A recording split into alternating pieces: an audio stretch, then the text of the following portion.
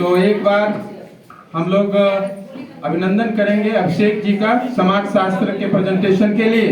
जोरदार तालियों के बीच अभिषेक जी।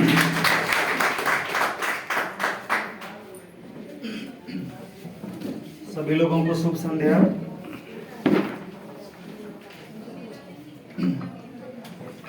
जैसा कि समाजशास्त्र विषय का नाम ही समाजशास्त्र है, तो जाहिर है कि समाज का अध्ययन करता है। समाजशास्त्र में एक बहुत प्रमुख शब्दावली है समूह में, प्राथमिक समूह।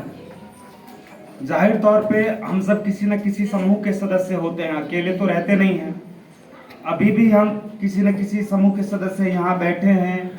एक बड़ा सा ग्रुप है, एक बैच है।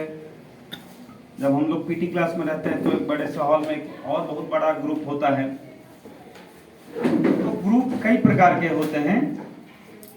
तो सामान्यतः ग्रुप्स को दो प्रकार में बांटा गया है, एक है प्राथमिक समूह, दूसरा है द्वितीयक समूह। प्राथमिक समूह वो समूह है जिसमें आमने सामने का बहुत घनिष्ठ संबंध होता है और उसका जीवन पर बहुत ही व्यापक प्रभाव पड़ता है। सबसे पहले इस शब्द को समाजशास्त्री चार्ल्स कूले वो लेकर आए और प्राथमिक समूह की कुछ विशेषताएं हैं। मैं एक बार थोड़ी चर्चा कर दूं कि इसमें पहला आमने सामने का संबंध होता है। जैसे एक परिवार है, पहले मैं उदाहरण ही दे दूं, इससे ज्यादा समझ में आएगा। तो कूले ने प्राथमिक समूह के मुख्य रूप से 3 प्रकार बताए हैं। पहला है परिवार, दूसरा है बच्चों का जो खेल समूह होता है वो, और तीसरा है आस पड़ोस। तो इसकी कुछ विशेषताएं हैं।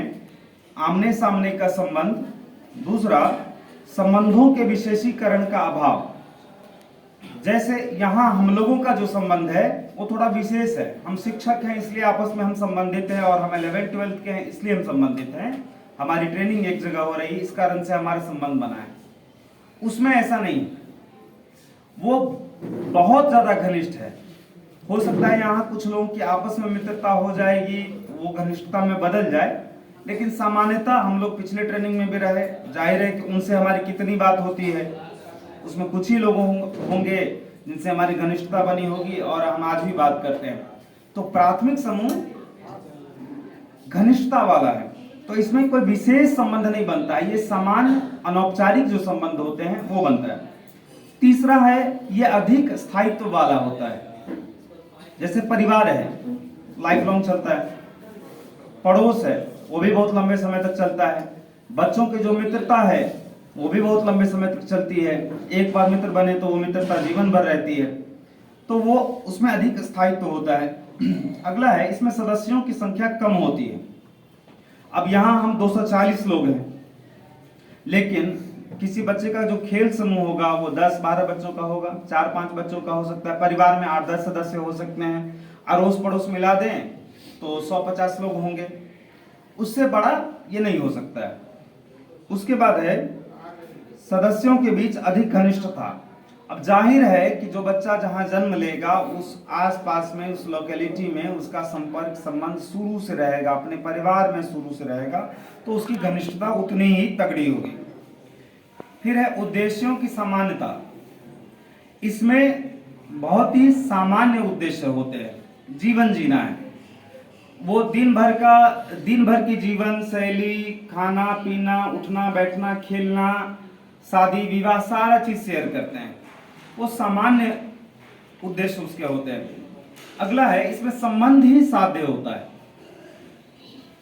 जैसे अभी हमारा जो ग्रुप है, हमारा साध्य है ट्रेनिंग लेना, लेकिन वहां जो समूह है उसमें संबंध होता है, दोस्त, उसमें लड़ाई होगा, फिर दोस्ती होगी, तो वो संबंध बना के रखना है। माता पिता का संबंध है, बेटा का संबंध है, तो उन संबंधों को लेकर चलना होता है, उसमें छिटक नहीं सकते हैं संबंधों से। अगला है वैयक्तिक संबंध है, व्यक्ति से व्यक्ति के बीच का संबंध होता है। फिर है प्राथमिक नियंत्रण। ये प्राथमिक नियंत्रण क्या है कि यहाँ हम रूल रेगुलेशन से चल रहे हैं। हम पीटी क्लास एब्सेंट करेंगे तो हमको 500 रुपये का फाइन लग जाएगा। हम सिग्नेचर नहीं करेंगे तो हमारे विरुद्ध कार्रवाई हो सकती है। हम अगर स्कूल समय से नहीं पहुंचेंगे तो हमारा वेतन कट सकता है। लेकिन ये कानूनी है, इसके लिखित कानून बने हुए हैं, कोई अपने मन से ऐसा नहीं कर सकता है। लेकिन जो प्राथमिक समूह होता है वो प्राथमिक नियंत्रण कैसे करता है? माँ अपने बच्चे को एक थप्पड़ लगाती है तो उसमें कोई कानून नहीं, पिता अपने बच्चे को डांट दिया उसमें कोई कानून नहीं, दोस्त आपस में लड़ लिए और कोई गार्जियन आके उनको समझा दिया, डांट फटकार के अलग कर दिया तो उसमें कोई कानून नहीं है। भोज भात गांव में होता है, किसी को उससे निकाल देते हैं, लड़की भगा के शादी कर लिया तो होगा कि तू तोरा इजाजत से बाहर कर दे छियो, ये होता है ना। तो वो कोई कानून नहीं है, वो प्राथमिक नियंत्रण करता है, उसके पूरे जीवन पर उसका नियंत्रण है। मैं अगर एक व्यक्ति की बात करूं तो अगर मेरे घर में कोई कार्यक्रम हुआ तो मुझे आसपास को खिलाना ही है, नहीं अगर खिलाने में सक्षम हूं तो लोग व्यवस्था करते हैं मिलजुल कर, कम ज्यादा लेकिन खिलाना है। तो वो क्या कोई कानून है क्या कि अगर आपके यहाँ कोई कार्यक्रम हो रहा है तो उसको भोज खिलाना है? तो वो प्राथमिक नियंत्रण है उस ग्रुप का, इसलिए उसको प्राइमरी ग्रुप कहा जाता है।